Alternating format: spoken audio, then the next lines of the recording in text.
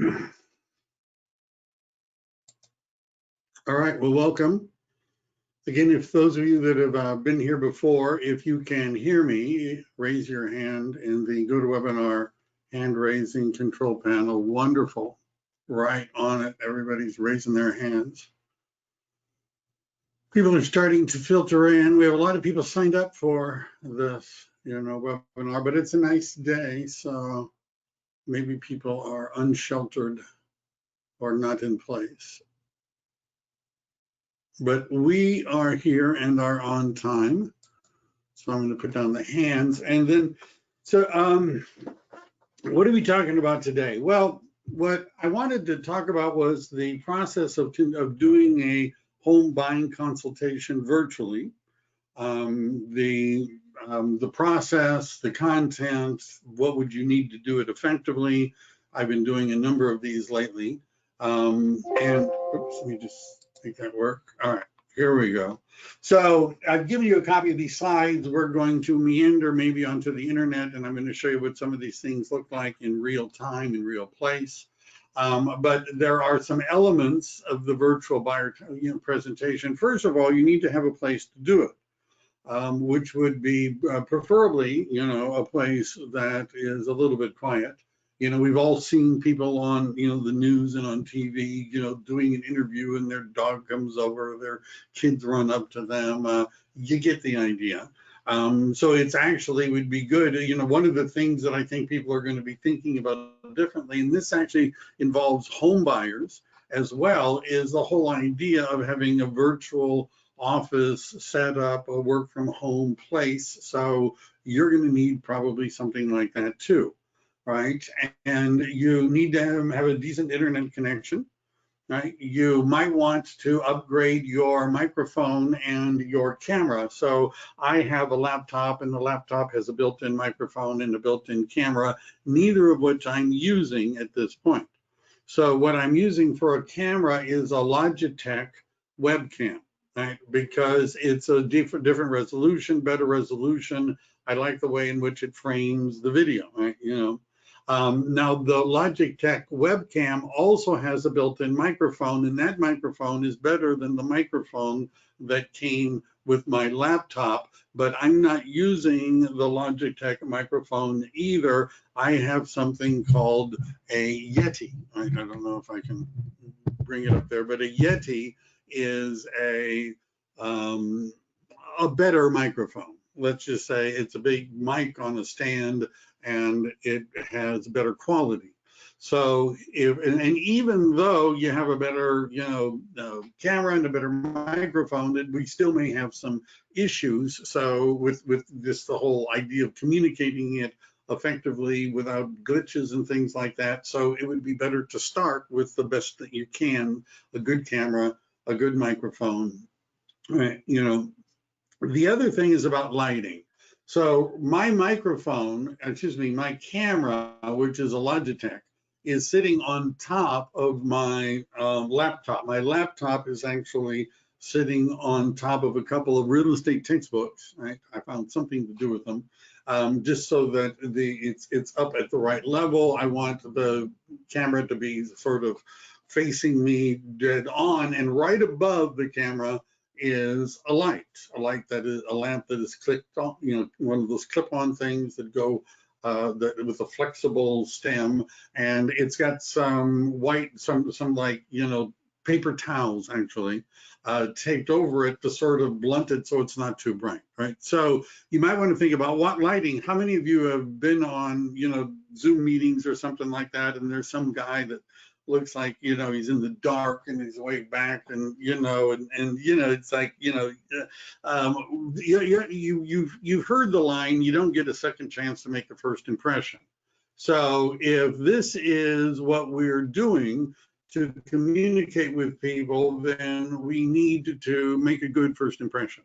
And if the camera is bad and the sound is bad and it's all dark and it's noisy in the background and messy in the background and all that other kind of stuff, we're not making a good first impression. You should probably dress professionally, right? Probably, right? Because even whether you're wearing, whether you're dressed all the way professionally, let me just say that, at least you look professional. You should look professional when you're doing this as much as possible. And yeah, I've seen the people on, TV, and they're wearing their, their comfortable clothes because they're broadcasting from their living room. But I've noticed that that's changed. It's changed for me over time too, where I'm realizing this is work, right? It's not like this was a short vacation. This may be like this for a while. You got to practice this, right? Making sure that the microphone works, that the camera works, that the thing works. There must be somebody that owes you money or something like that you can make practice with you, right? And just so you can go through the different elements. You need to learn how to do a screen share and other things like that, perhaps. So there's a process. And what you're going to be doing is walking them through this process about buying a home. And you should be maybe taking notes along the way. I actually sometimes write them down, even though, it's old school technology. And really one of the big differences, and by the way, you want to listen. I always recommend that whenever you're meeting with a client, virtually or in person, you start off by asking them what their goals are, what they want to see accomplished, what are they looking to do, right? Because it would be good to to probably to know that. And then we want them to talk, right? We don't want to just dominate the conversation. This is our opportunity to learn something about them. Now, the video conferencing, as I mentioned, is one of the big differences, but a lot of the same rules and scripts apply. There's actually two big differences I see. And one of them is not as,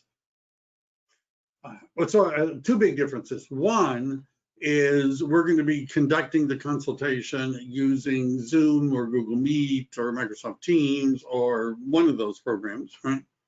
And the other is that it's, I think, easier to be sharing online digitally the information that we would have put together.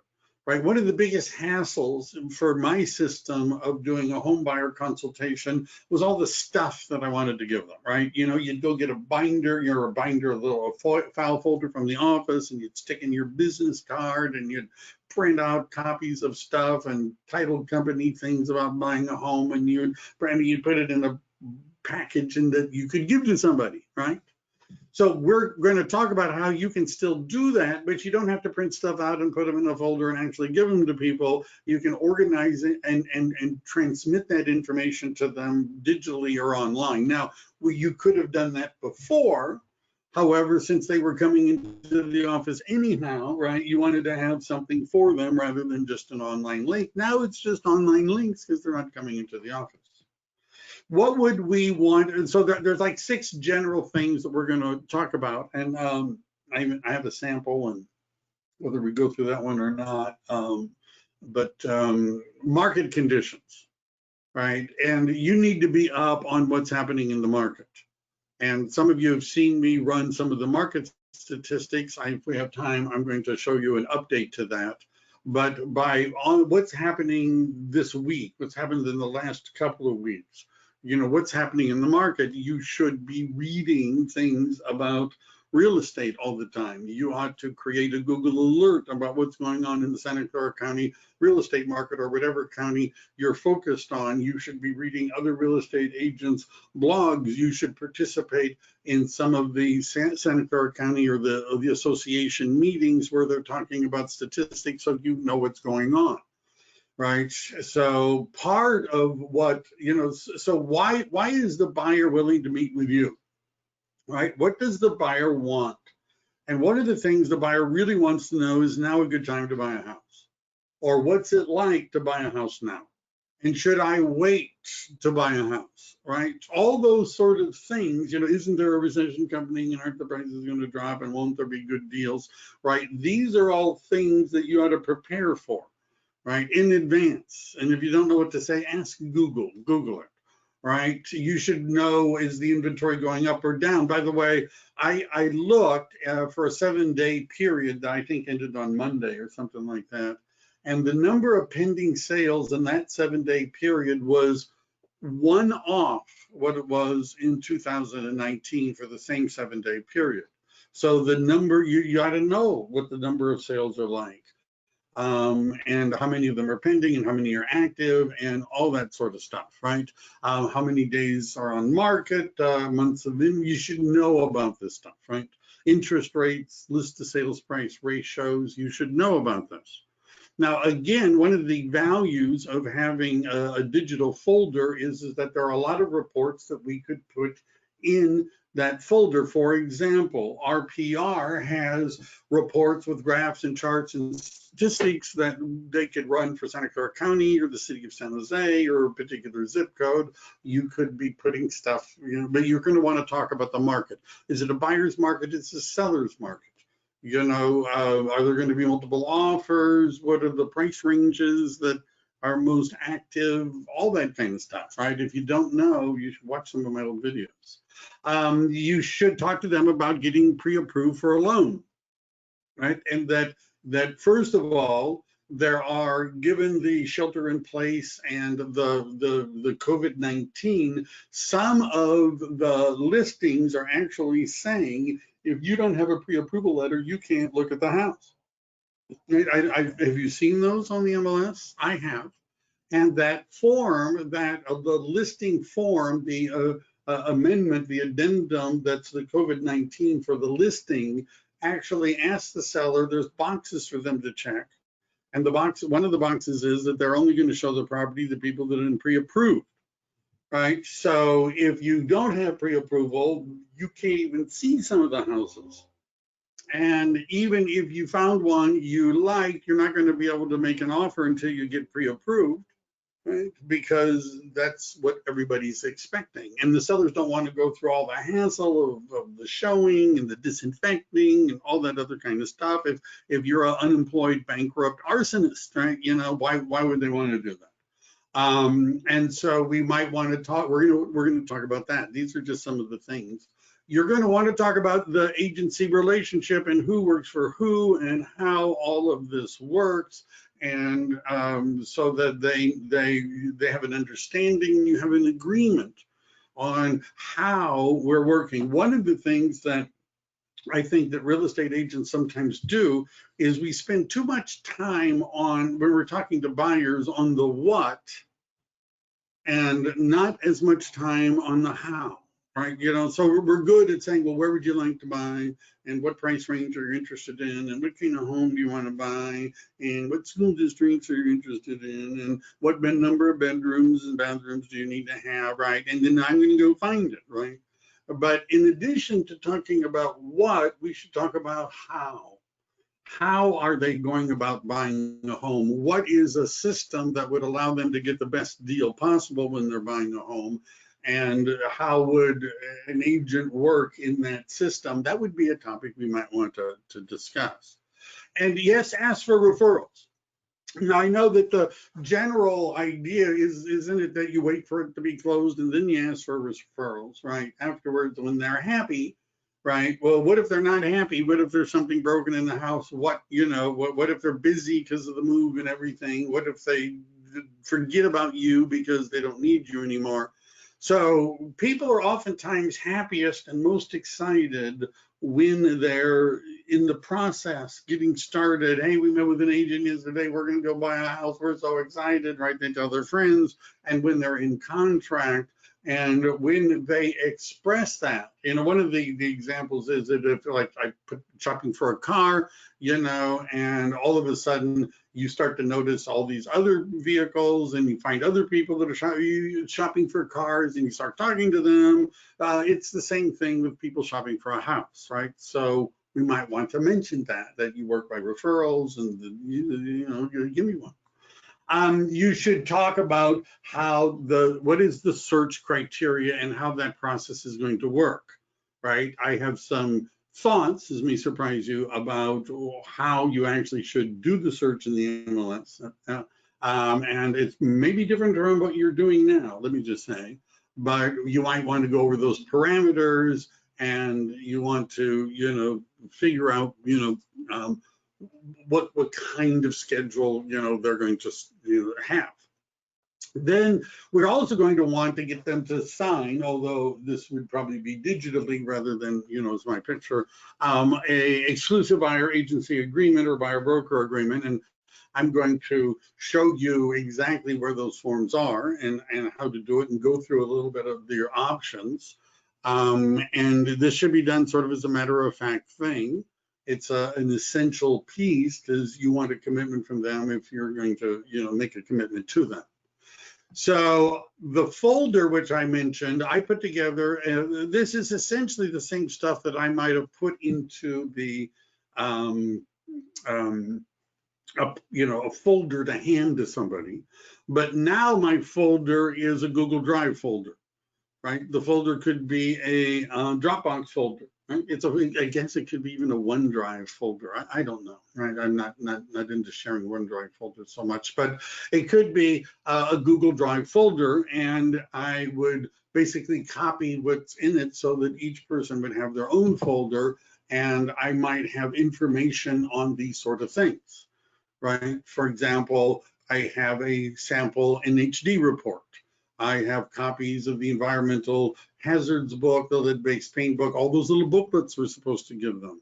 I have a thing from the National Association of Realtors on the mortgage process that's in there. There's a questionnaire that I'm going to show you. I have a welcome letter. You put in a sample residential purchase agreement, a sample buyer representation agreement, right? You come up with your own marketing piece, reasons to buy a home, your introduction or your VPs, your value proposition. We're going to talk about this, your quality, your bio, whatever you want to call it, information about agencies and inspections. You get the idea, right? And this isn't the only list. I'm just saying that this is the kind of stuff you might put into it. Now, I make it so that they can edit, they become an editor of the a collaborator, as it were, of the folder, and that's so that later they can put things in the folder too.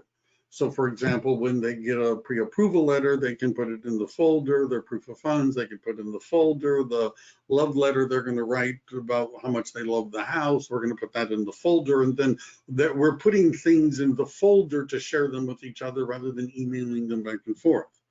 Just a thought, right? Just a thought. And then there's a buyer information form. Now, there's hundreds of these on the internet. What I did, the one that you see a picture of, borrowed, research, how about that, from a site called Breakthrough Broker, right? You can download it, for free. Now, what I've done, that's a PDF. What I've done is I've taken that PDF and I've converted it into a Google form, which I email to the person in advance so that they can fill it out. Now, you have to be careful with this, right? I think my form might be a little long, right? But, it's basically yes or no or whatever questions, but still, because I've seen agents say, well, I'm going to ask them every question I could ever want to ask somebody because now I got them and they're going to answer my questions because I got them the form. If you make it too much, they're not going to fill out the form. Right. And sometimes, depending upon where people are in this process, sometimes what they want to do is to be convinced that this is actually a good thing to do, buy a home right now. Right. So they want to be convinced of that.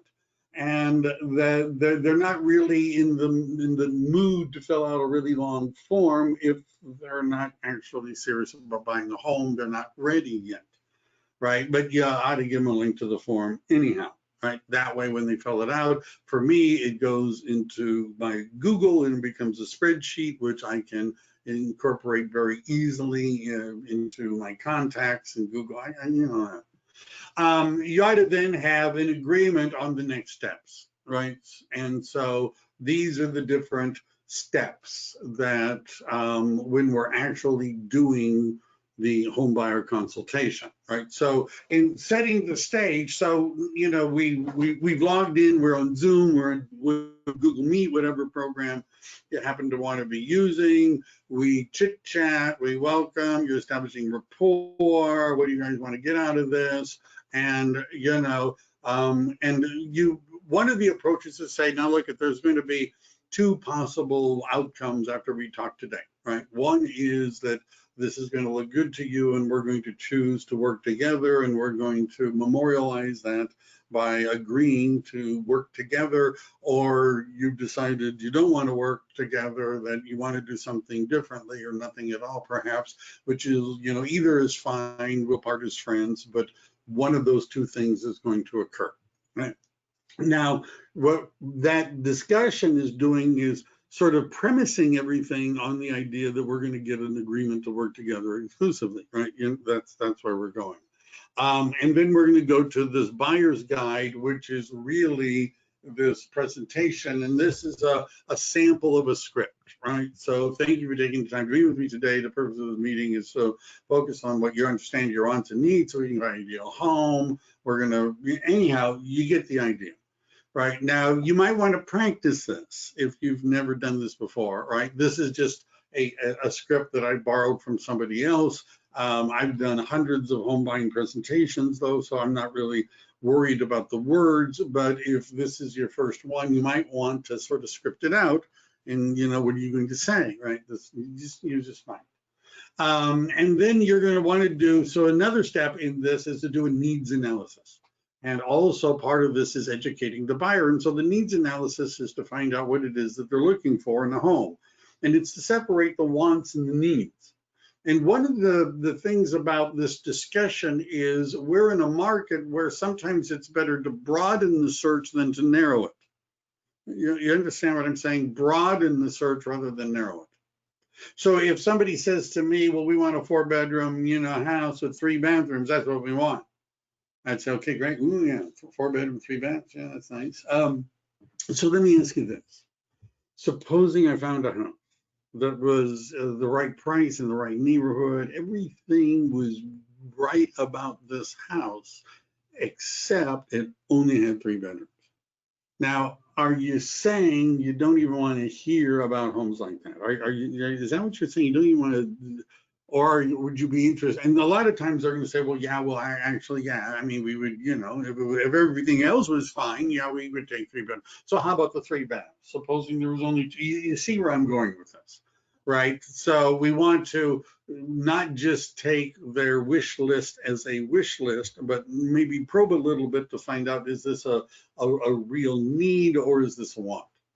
If they filled out the questionnaire or they haven't, right? Let's put it that way. They've either done it or they didn't do it. If they did it, then you might be going through it with them completed. If they didn't do it, I'd actually be filling it out with them on the screen, typing in the information.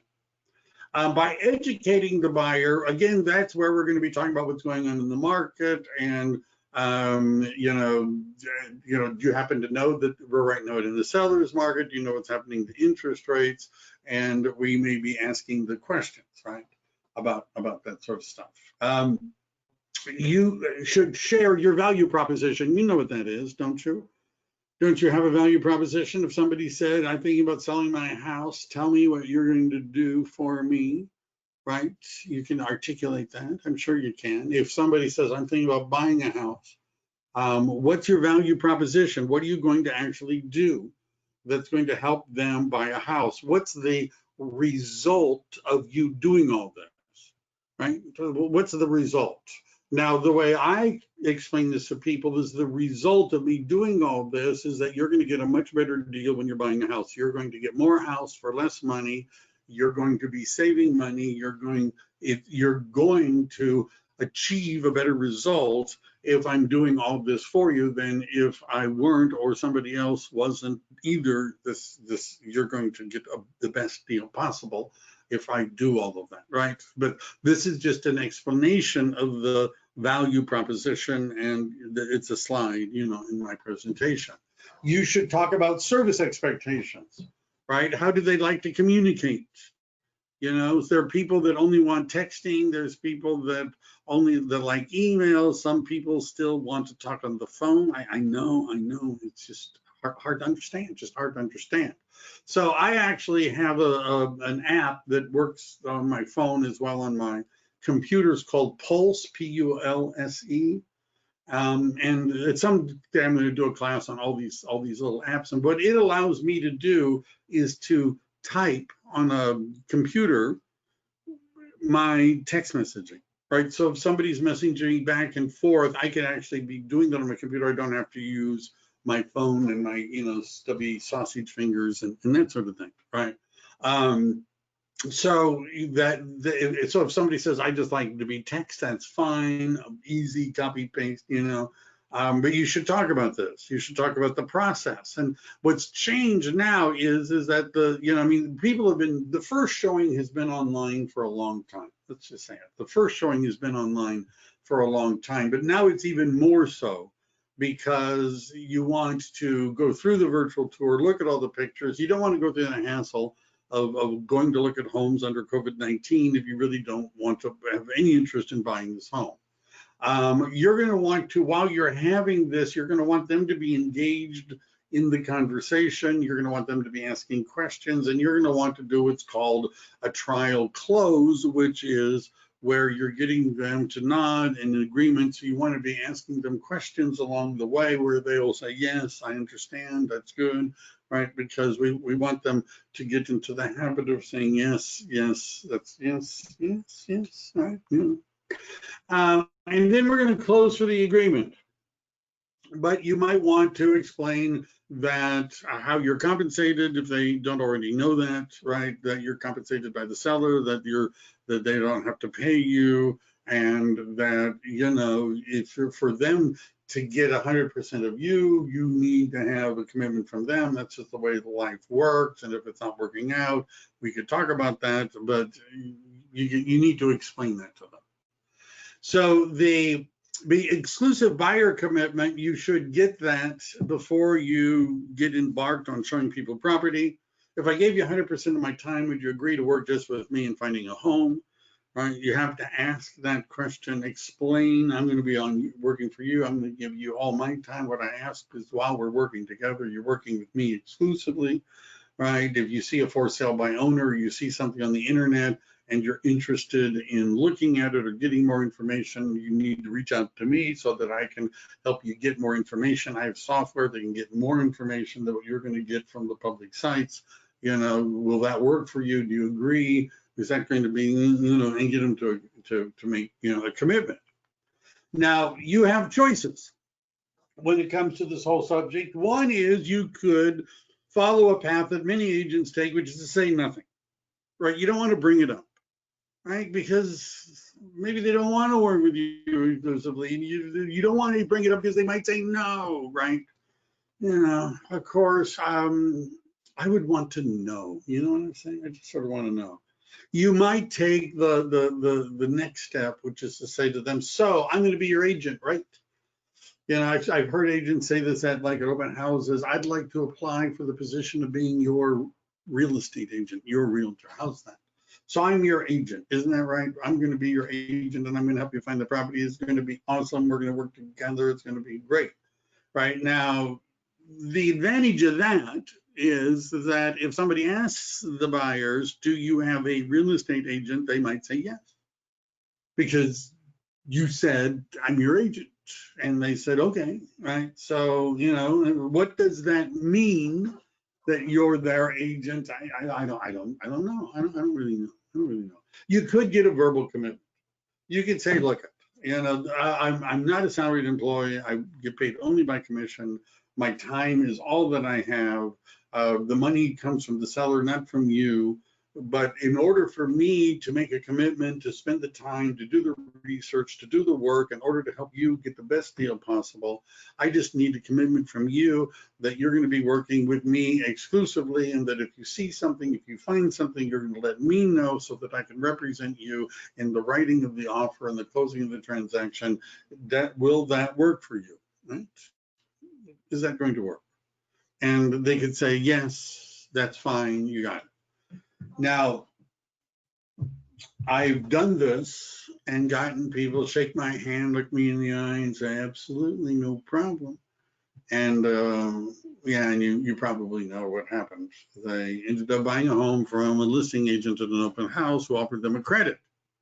See, real estate agents are like old fishermen, or fisher people, right? We're like old fisher people because we stand around to talk about the ones that got away, So we don't want it to get away. So verbal commitment, you understand, for most people, that's going to be good enough, right? You know, they understand at least the deal and they've agreed to it. Then there's written commitments. Now, level one in the written commitment is to put together something like I call it a service commitment or a service pledge or a service guarantee. It's sometimes called a loyalty agreement, you know. And what this is, it's a more simplified, like my buyer service pledge is a list of like 12 things that I'm going to do to help them buy a house, right? And that they agree to work with me exclusively during this period. Now, it's a very simple thing. It's not a very scary looking thing. It doesn't look like a very legal kind of a thing. And in fact, it's not really probably a legal kind of thing, right? Because it doesn't have the magic words. And the magic words are the California Civil Code says that any agreement to pay a real estate agent a commission to be enforceable has to contain certain magic words, and the words have to be in Helvetica 10-point boldface type. And the words are the amount or rate of commission is not fixed by law, but can be negotiated between the broker and the client. It also doesn't talk about damages. In other words, that service pledge, loyalty agreement,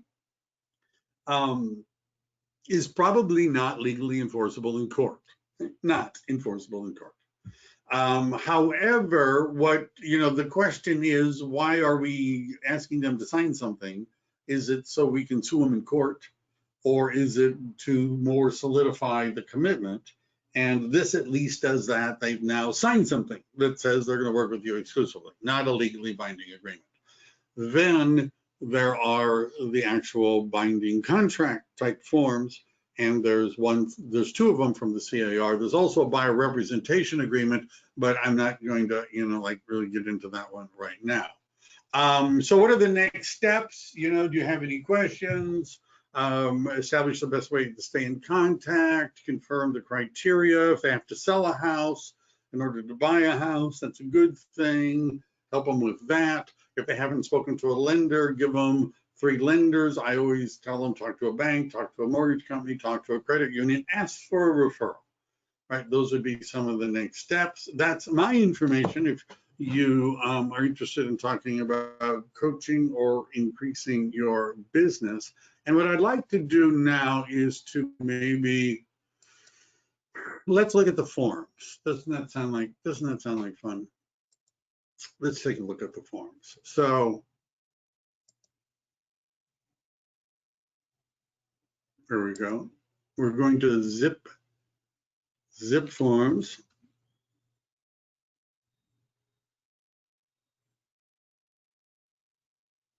And it's, of course, slow. It knows that people are watching. So it slows down.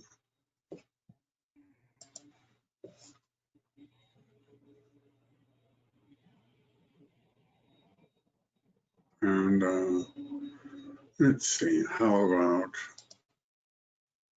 about that? All right.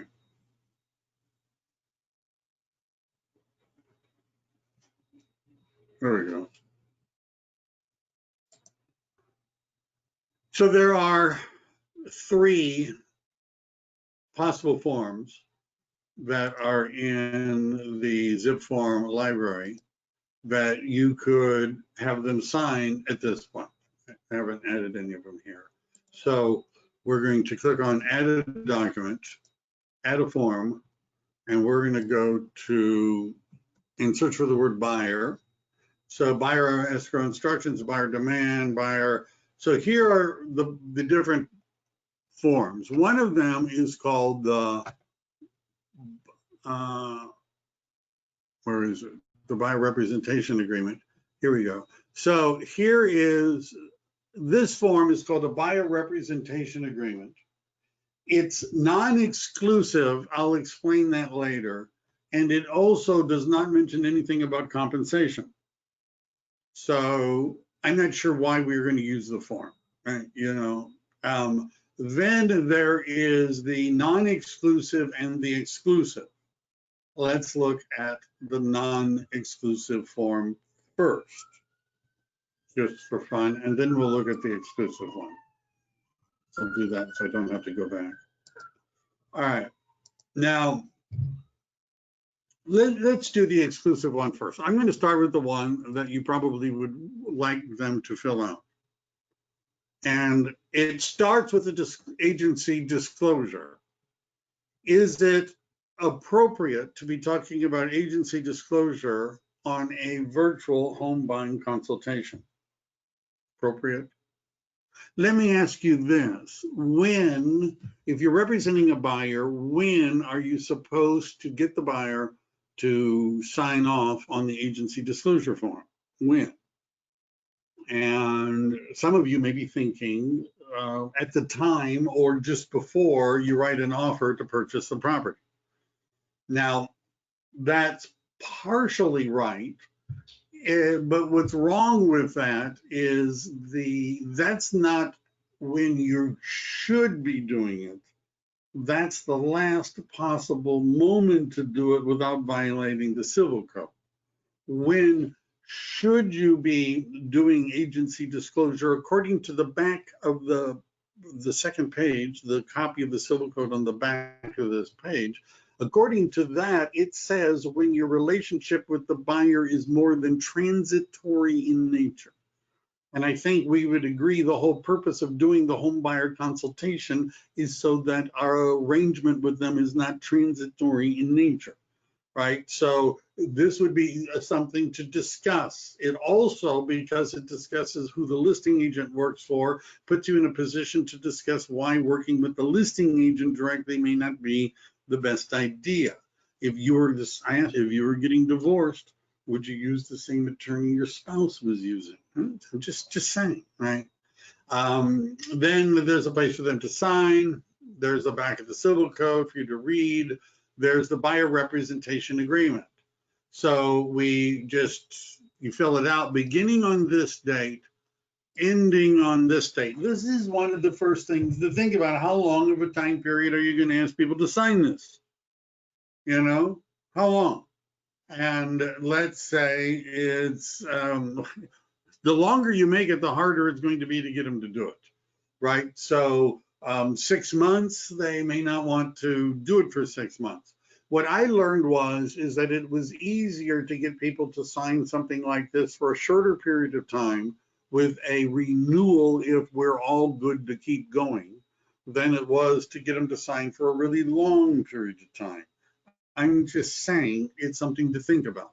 What time frame are they looking to buy the home in the next few months? I would do it for a few months maybe and then try for an extension. Can you have automatic renewal? The answer is sure, why not? But it would have to be, I don't know if that can be an exclusive listing, which this is, according to the Business and Professions Code, must have a definite and final termination date. So I would do it for a month or two. You just have to, 3 months. I'm just saying if you make it too long, it'll scare people away. It's also going to, the longer you make it, result in them asking for something called, I'll talk about that later, Dimitri, but I wouldn't be doing automatic renewal because I don't think that's what you want. What would be, if you have a longer period of time, you can put in a clause that says that if this isn't working out, that they can give you 1 week's notice, 2 weeks notice, and terminate the agreement. And I can show you where to put that. Now, this sort of thing, I don't bring up initially when I'm going over the form, right? I wait for people to have objections. Now, for me to determine what the time period that I'm going to put in, so when do you think what's your time frame for buying a home? Let's say I might do it for 90 days or something like that. If I'm doing it for a longer period of time, I'm going to expect them to want an escape clause, because what if it's not working out? What if it's not going anywhere? You're saying we can't buy a house unless we use you no matter what, I'm just saying you may end up writing a clause that allows them to back out. Location, broad as possible. Price range, you just put it in. You could do specified property only. I'm not going to talk about that. or on a list, and it goes into agency disclosure and dual agency. You probably are going to be checking that the broker's firm also lists properties. Now we've come to paragraph 3, and this is where it starts to get real, because it's now asking how much commission are you expected to get. Now remember, this is an agreement by the buyer to pay you a commission. Now you could just type in 3%, you can type in 2.5%, you can type in whatever you want. That raises the question, supposing you put in 3%, but the MLS only says 2.5%. What does that mean? Well, technically it means that the buyer owes you the difference, right? So they're going to have to make up that difference. That may be, I don't know, you may have to work on selling that. A lot of times people pick paragraph 3 and then would type in as per MLS. Now your choices are, you could say as per MLS, not less than 2.5%. You could say commission paid through MLS. You could say not less than 2.5%, right? But whatever, right? And again, if you put in not less than, it raises the issue, well, what if it isn't 2.5%? And then I usually would tell people, well, we could negotiate at that time. I could waive it at that time. We can handle that when it comes up, right? But that's not going to keep you from buying a home. Don't worry about it. Then where it says compensation, if it's, let's say you say not less, let's say you put in 2.5%, but it's actually 3%, is it going to be credited to the buyer, or does it go to the broker? The default is it goes to the broker. Now, this is what makes it exclusive, because this right of compensation basically says if the buyer buys anything during the listing period this is a buyer listing essentially, during this period or any extension thereof, you've earned a commission. This clause is what's called a safety clause, where you might put in if they buy any properties that you show them 60 days after the termination of this, they still owe you a commission. Timing, whatever, right? If the buyer has, I'm not really going to go through every line in the form, but if they've signed another one with somebody else, they should mention that there. It discusses the authorizations and obligations and the scope of the duty, and buyer agrees to view properties. And this is the kind of thing you might want to go over. It's not an unreasonable thing. All right, and we've got, they're vacuuming right outside.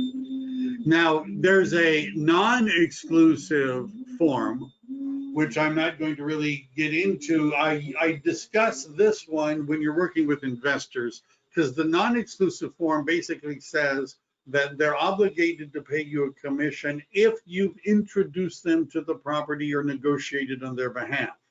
The exclusive form says you get paid, right? That they're obligated to pay you a commission if they buy anything.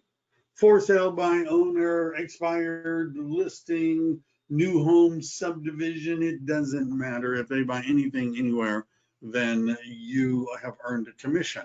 I'm just saying. However, if you put in that it's as per MLS, you understand, and they buy something not in the MLS, then you've got issues with how much they actually owe you. Now, having done all this, the reason I don't really go through this line by line is that the reason we're doing this is not to establish a firm legal foundation so that we can sue the people later, right? You understand? That's not what we're doing. What we're doing is trying to formalize, memorialize the arrangement that we have in such a way that they'll take it seriously. And so that's why we go through this process. You could do this online with them. I've done this many times with them, where I pull up the form, go through agency disclosure, discuss all of this, and send it to them e-signed right when you're done, right then and there. They get it right while you're looking at them on the Zoom call or whatever. They yeah, and you've done it and you're good to go. What else did I want to do today? So I was creating a new folder, but this would be some of the things that you might want to put into it. So for example, there are the different booklets from the residential hazard booklets. I think I've already gone through all this. You can get that from, did you know that you can get a sample termite report and the sample property inspection and the sample NHD report, and you might want to start collecting all that in the sample purchase agreement and the sample contingency removal, and getting all that together in a folder that you can share with the buyer so that they have an opportunity to read it. It'll make your buyer consultation more efficient, more effective. The other thing you're going to want to do is to create a set of slides that go through all this. Those of you that are in my coaching program, I've been updating my slides. I'm going to be putting in an updated version. I've added some stuff already into the document library so that you'll actually have, the slides that I go through when I'm actually doing this, explaining inspections and contingencies and all that other kind of stuff. Anyhow, I hope that was enough for you guys for one day. You worn me out. So that's all about having a virtual buyer consultation. Have a great day, everybody, and I'll talk to you all later.